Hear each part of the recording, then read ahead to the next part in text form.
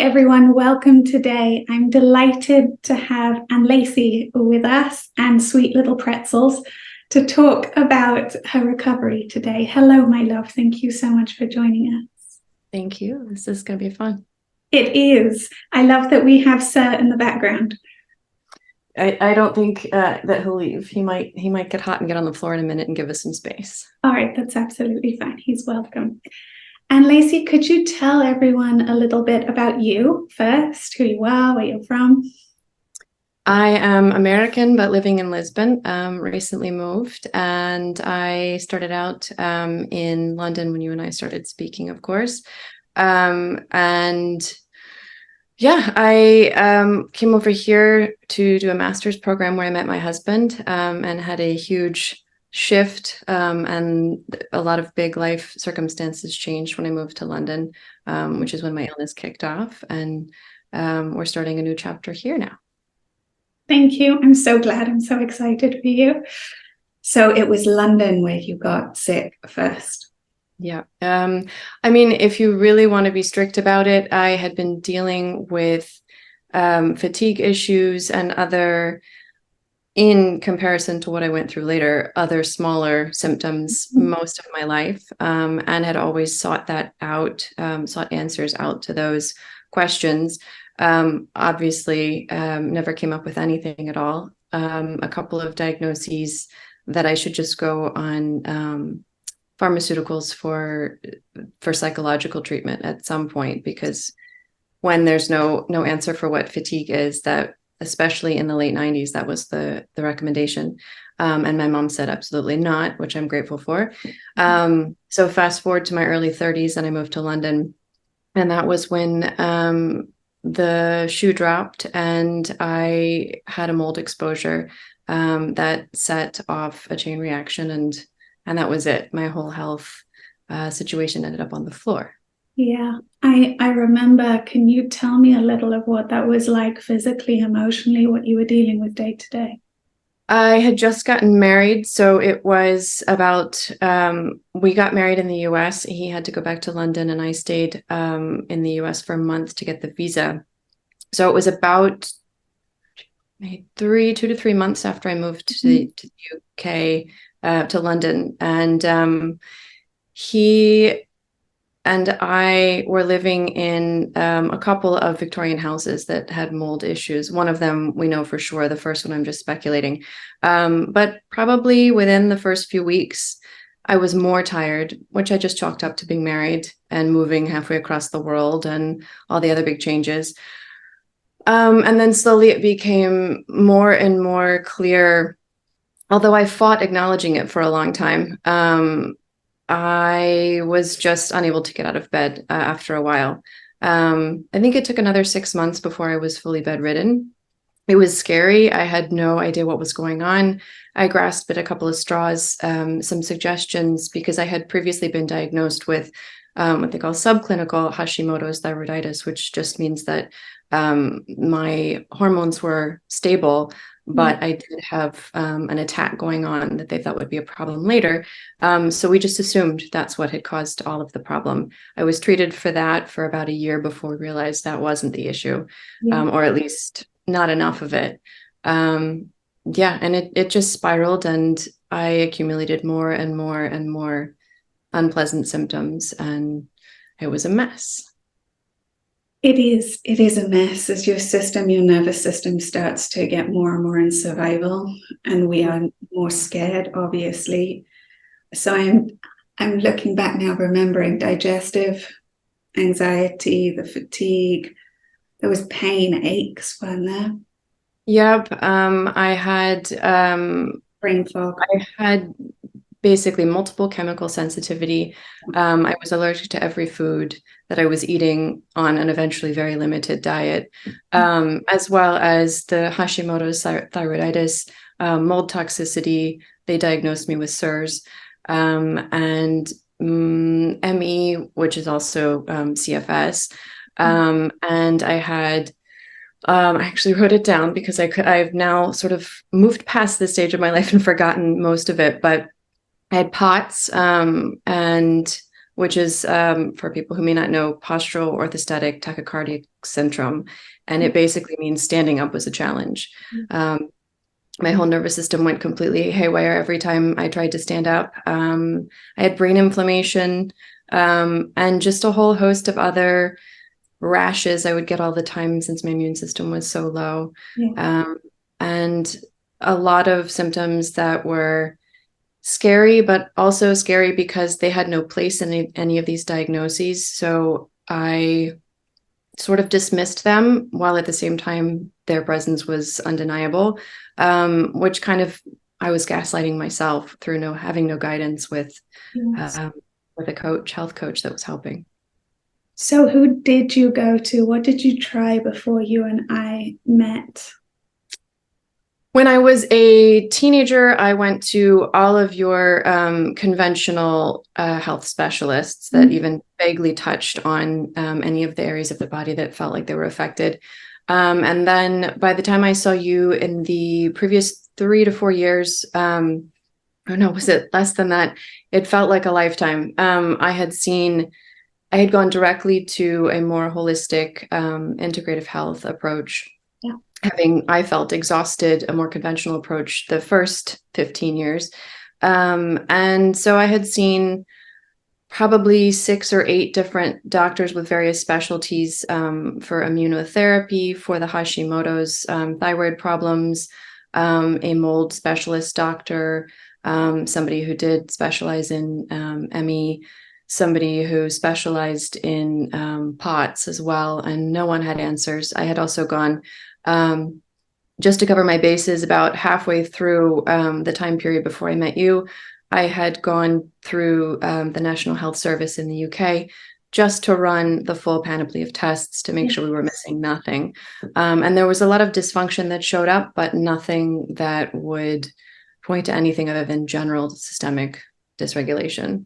Yeah, okay.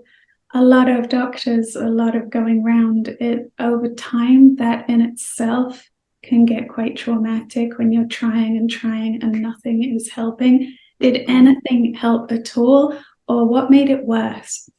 Everything made it worse. And also the despair that everything made it worse. So I went to doctors that suggested I take 3,000 supplements a day. I went to doctors who put me on IVs to supplement what I wasn't getting through my nutrition because my gut wasn't absorbing, and then what my body wasn't genetically making according to all of the tests that they ran to find out where in the Krebs cycle of life was I missing building blocks. So I was hooked to IVs a few times a week for a while there. I think I had a real fear of needles before I went through my immunotherapy stage, where I had to give myself injections to try and desensitize myself to all the food and all the chemicals, which is literally everything. And the real low point was, as you know, when I crawled to your doorstep, the carnivore diet, which was the worst thing I've ever done in my life. And I was desperate. It was towards the end of my my emotional, psychological, and physical strength, where I was willing to try anything because I didn't feel like I could hold out much longer. And my husband, desperate, had found evidence that a lot of scientific, evidence backing this whole thing. And I'm sure it works for some people for whatever reason. I'm not sure the mechanism seems to me like it's what they say, but I'm sure for a lot of people it's enough of a reset. For me, they kept denying, they kept telling me I must be doing it wrong because I was getting horrifically sicker. All my skin sloughed off. I had the most extreme digestive issues I've ever had in my life, which is not surprising when you're eating organs smothered in fat. And I had headaches. I lost, I'd say, 70% of my hair.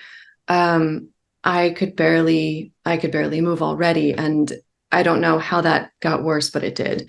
It was the most psychologically grueling 7 weeks of my life. And I was determined to see it through because I had nothing else. I had no hope. I had no ideas. And I I just didn't think I could continue living my life in the bed at 35 years old. So I totally understand why you did that. And you didn't, as you know, you didn't do anything wrong in doing that. It's when someone says there's a light at the end of this tunnel, you just move towards it, not realizing that your body is not in a place to do that. You were too depleted. And if we're in fight, flight, freeze, shut down, any of the states, you're not going to be able to metabolize all that meat. And to be told it's you. Yeah. And taken out of your body even more when your body's screaming at you, this doesn't feel good. It causes more of a rupture between you and your body. Yeah. And that is where I met you after that. I think you were so low from having such a bad experience, and they weren't kind to you either. You didn't trust them or doctors. You didn't trust you. Yeah. Well, and they also, their attitude when I didn't fit with their data points and with their expected trajectory was to dismiss me. And I think that they wanted to avoid collect any more data from me. So when we were desperately reaching out, asking for guidance, we were getting rebuffed even more. So yeah, all of those things that you said, it was very emblematic of what, it was a very good distillation of what I had been through up to that point, with attitudes and people waving false flags, and what I've heard from other people as well. I mean, it just, unfortunately, it's the lay of the land these days. It is that kind of authority figure telling you what you should be experiencing, what you are experiencing, and if you're not, that's not considered. It also adds to that whole sense of this is happening to me. This whole experience is happening to me. And for our system, that puts us so deep into survival, that feeling of helplessness and despair. It's awful. I remember this too. Yeah, I remember our first conversation, wanting desperately to believe you and trust you, and at the same time feeling like your hope and positivity was just too good to be true. But I had nothing else. And here again, I was just hoping that you weren't another one of those false lights, and I went toward it anyway. So I am glad that I did. And I saw results quickly enough. And I wasn't really, I saw greater alignment, although I wouldn't have used those words then. Quickly, my body was ready to step in and be there, but I didn't know how before that. That your body was ready. I think it was our first or second session. I remember, even though it was so long ago, you said, Nadia, I'm an outlier. I'm an outlier. Nothing works like it does for other people.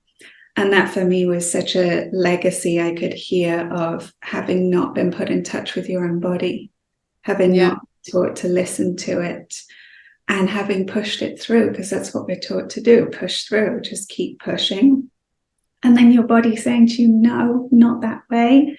But how it turns up and is us getting more symptoms. And so we think we're an outlier. Well, and everything I was taught was yes, that way or no way. And I'm not one to ever sit around and waste my existence. So if it's only that way that feels horrible, I'm going to do it anyway, and I'm going to make the best of it. And before I got truly sick, I wasn't well, but I still, it wouldn't have been something I identified that strongly. I just assumed, like you said, I created that narrative, that explanation for what I'd been told. Well, all of these little things are either just because I'm an outlier, or they must be normal if everyone says this is the way to be. I was outwardly healthy enough to function. I had friends. I was successful. I had friends. I was, a functioning member of society. There was nothing overtly, quote unquote, wrong. And yet now I know how much we just don't learn. There are no rites of passage with this incredible wisdom passed down to us in this culture. And we've taken ourselves away from all of this wisdom. by people wanting to have power struggles and be the authority. And they can be a limited authority, but we really need all the voices to be able to understand what's going on. And we don't have that anymore. And that feeling of community would have been such a support, and probably would have steered me on a different course completely had I ever had the option of those other voices. Absolutely. It's so alienating. You go to where you've been taught to, you get sick, you go to the doctor, you take a pill. That doesn't work. And then when they don't know what to do with you, they tell you it's in your head. And then you end up the functional medicine route where they find plenty wrong with you, but none of it actually helps. So by the time you got to me, what made you choose this way of working? What brought you to me? It was a shock and a very pleasant surprise when you, in our first meeting, explained that everything I was dealing with was something that you could support, and that you had seen many people, yourself included, rise to a new level of health, in not just in spite of all of this, but with it, and using it all as a stepping stone. I came to you because of your history, and the fact that you were thriving. And my eyes at that point, you had fought a war with all of this stuff, and had won.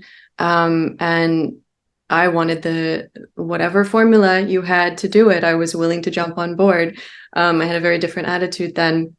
So it was your background combined with your website at that point was different than it is now, and you were more focused on resilience with the brain, and really talking about recovering the ability to neurologically, as opposed to now the biopsychosocial spiritual emphasis. So I just thought, okay, I'm going to rewire my brain somehow to become more resilient, to deal with all that is still in front of me for healing. I didn't realize that it was all one and the same with you.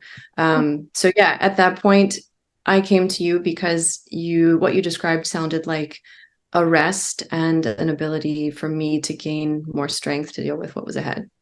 Thank you. It's so interesting to hear this now retrospectively.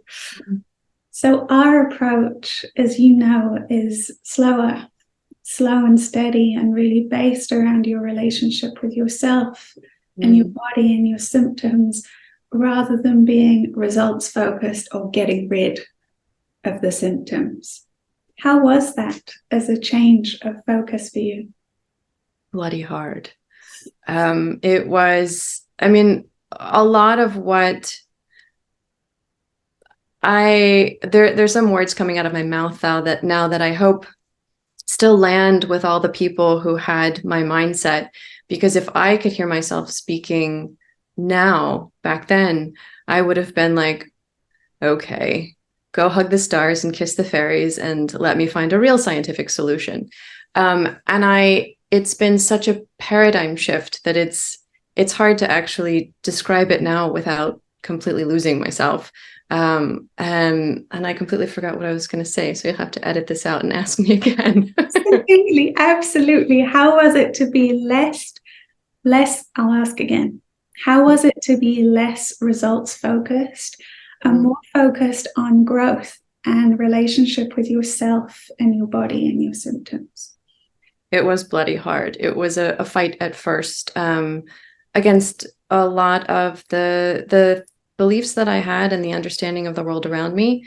And I felt that if I didn't succeed at getting well, if I didn't overcome, if I didn't conquer it, it was really a challenge to embrace the idea that this is a process, that actually taking the time and going slow was the healing, because all I wanted was to get to the other side and have arrived and be at the milestone, not only for the fact that I wanted to physically feel better, but also for the validation that it was true, that it was actually happening, and that I would have a future. It makes sense. It's a really tough thing when we've been sick for a long time. We want to be there right now. Mm. And we've tried to push our way there and push our way there, and our body keeps saying no. Yeah. But to slow down and get to understand how to work with your nervous system and your body and get to know you and what keeps you in chronic stress responses, it's very different. It's a totally different way of kind of waking up to your daily life. It's not easy.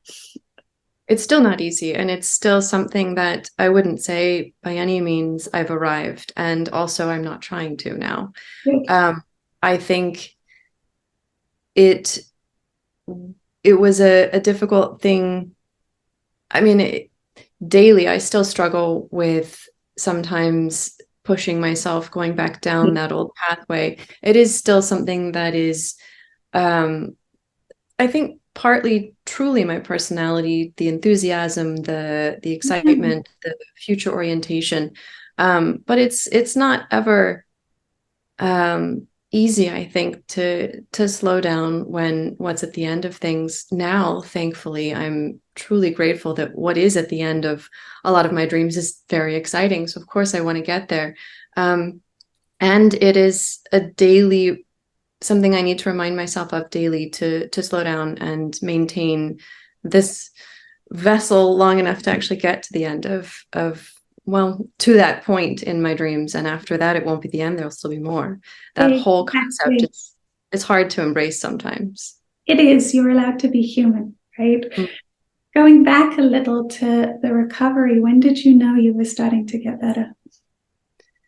I knew I was starting to get better about 3 or 4 months after you and I started working together. I fully trusted it only when I was probably 8 or 9 months later, when I 2 weeks before COVID announced to the world I was well, I was getting out of bed and I was going to start having a life again.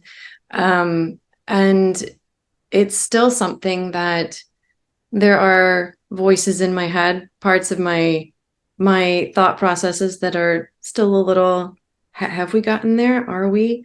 That what we were just saying is, that concept of arriving. But it took a lot of trust that I think retrospectively I can say 4 months after we started working together. But even after those 4 months, I was still cautiously optimistic, but still very cautious. All right. It's normally kind of a few months in, people are seeing changes. Their body feels a little different. Their outlook is different. They're less reactive to things. They're starting to stabilize a little. And then it's like this. Mm-hmm. Yeah, I definitely had plenty of that.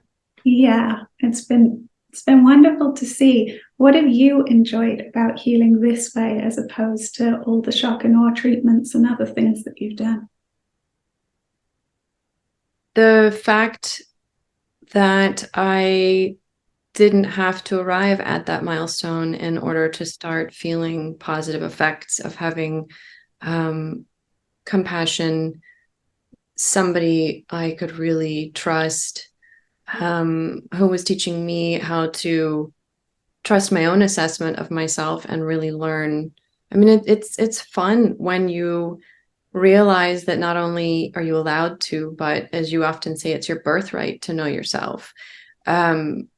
It's fun, that journey, when you get to just be curious and see what's there, and that whatever is there is not something you need to compare to somebody else and get right. It's just, it is what it is, and whatever it is great. That's you. That's your special brand of living.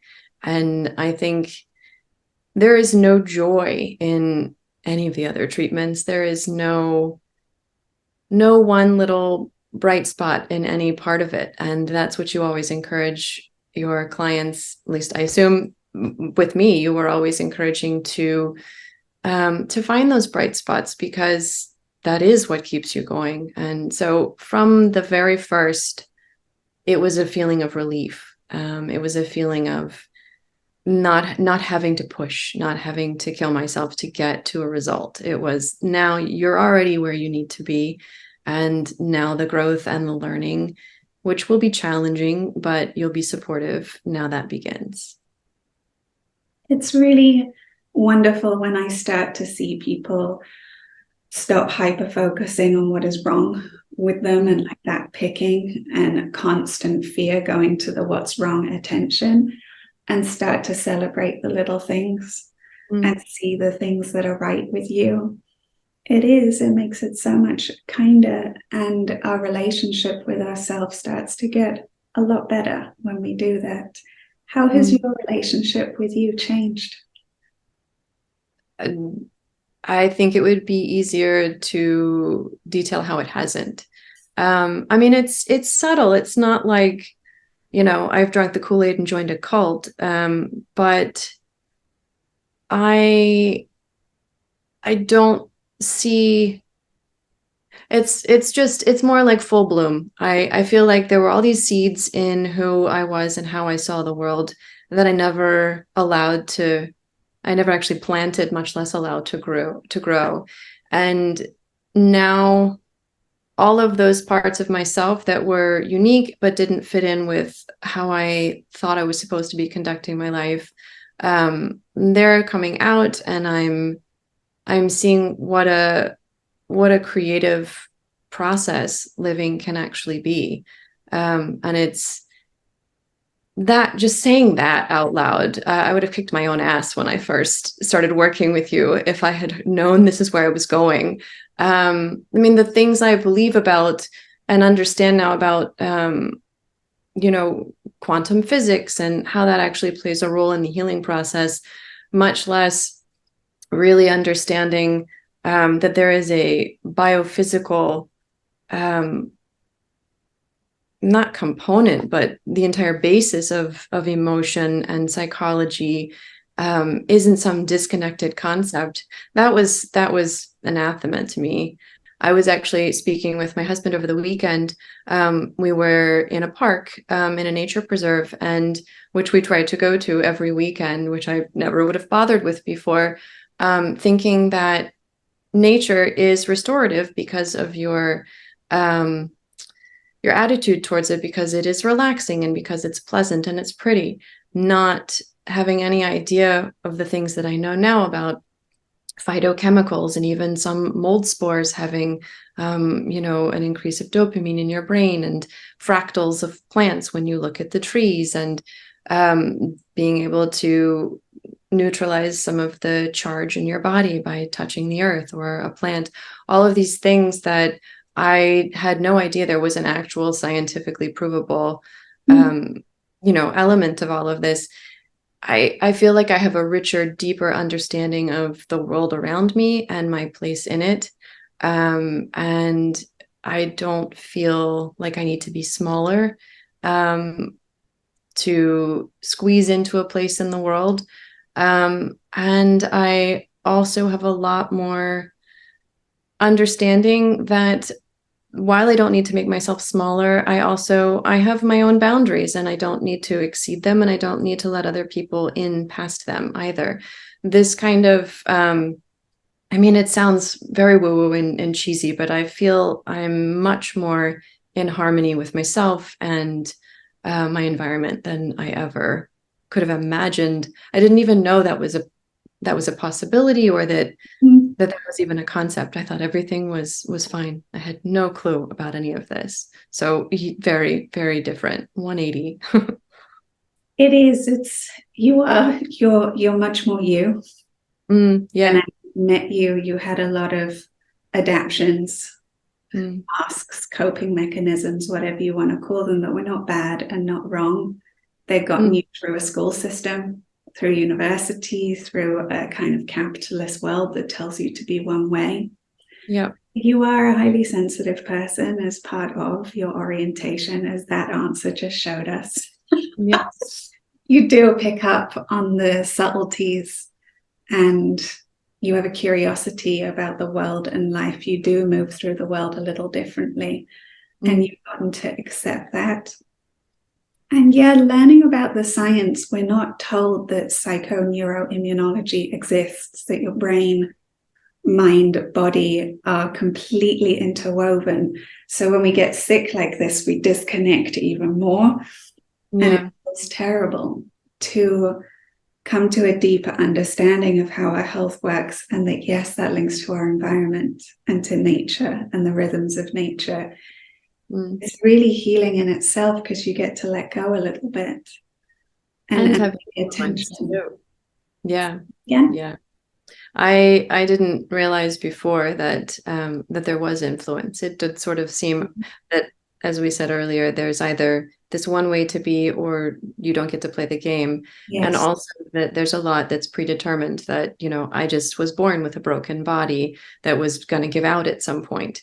And I think one of the most hopeful and illuminating things I started to learn early on, I think Dr. Lipton's book mentions that energy, which, of course, when you think about, at first it sounds crazy that energy could actually influence the world around you.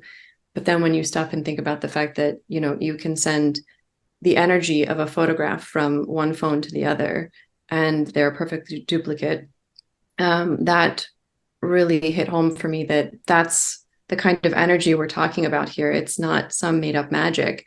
Energy can influence your genetic expression, and they can actually watch the genes unfold or refold in new ways based on the emotional energy nearby. That's just so empowering. That's such an and why is no one taught any of this stuff in school? Maybe they are now, but I mean, nothing like this even touched on my education. Nothing now. The book you're speaking about, for anyone wondering, is The Biology of Belief by Dr. Bruce Lipton. It is absolutely beautiful. I read it at the very depth of my illness, and it sparked something off in me too. We have so much evidence, thousands of peer-reviewed studies showing the biology of belief, how belief influences genetic markers for inflammation, for disease, how positive belief heals us. We call it the placebo effect. How negative beliefs about our outcome influences our health. That's the nocebo effect. We have all of this proof. We see doctors that show empathy and believe in their clients getting better. They get better. Doctors that tell people that they're not going to be okay and that injury won't heal, they have a harder time getting better. So believe both internally in us, so learning enough to believe that we can heal. And what is around us, what are we putting around us, has a huge impact energetically, genetically, in our neurochemistry. No one told us any of this. It's just, you get sick and you're at the mercy of it. And if they did tell me that, I assumed what I think they may have actually meant, which is, if your doctor believes in you and you get better, it's because you're weak and you need that extra encouragement, not because there is an actual biological response in your body. And that, to me, coming over to that was coming over to the light side instead of the dark side for me. That was the first book that you convinced me to read, because some of the other titles you suggested gently seemed so foreign to me, and a little bit to hold hands and sing Kumbaya, for somebody who had just come off of the horrific meat diet that I did. And that was the first book. It seemed more sciencey than some of the other ones, and was a way for me to believe in something that I really wanted to believe in. A lot of these concepts, they sound wonderful and so empowering and so hopeful. And I wanted to believe in all of that, but I couldn't let myself unless I felt like it was real, like there was a reality basis to it. And I needed the science. That was crucial to me. And one of the things I will eternally be grateful for, that I'm not sure if you were that way when you started your journey, or if you're just that empathetic, but you saw that and you adjusted what you suggested for me according to what I could get a toehold with. And I think you would have lost me if I wouldn't have had that motivation and the understanding of what I was doing if you hadn't been able to adapt. Well, sure. I have a neuroscience background, so I, like you, enjoy the geeky stuff. You did get to learn all about your nervous system and how it was impacting your health. I saw that change your approach too. And as you saw the results of being able to get up, get out of bed, start becoming less sensitized to things, that's when I saw things really click and you start to trust your body a little more. Yeah. What do you think have been your core lessons from this whole experience? Oh, my core lessons, I mean, it's more just an ethos of living. Just something I'm still really working on leaning into. Trust my environment, myself to be capable of handling whatever comes up without needing to anticipate and launch myself into the future beforehand. I think my core lessons are trusting and learning about my strength. I wouldn't change what I went through. I think I've said that to you before. I sure as hell would never do it again voluntarily. And I wouldn't change it because I think for all that I lost 4 years to being in a bed, and another couple with the lockdowns from COVID. So I essentially didn't have my 30s, my 40s, 50s, 60s, 70s, hopefully 80s, and maybe some 90s.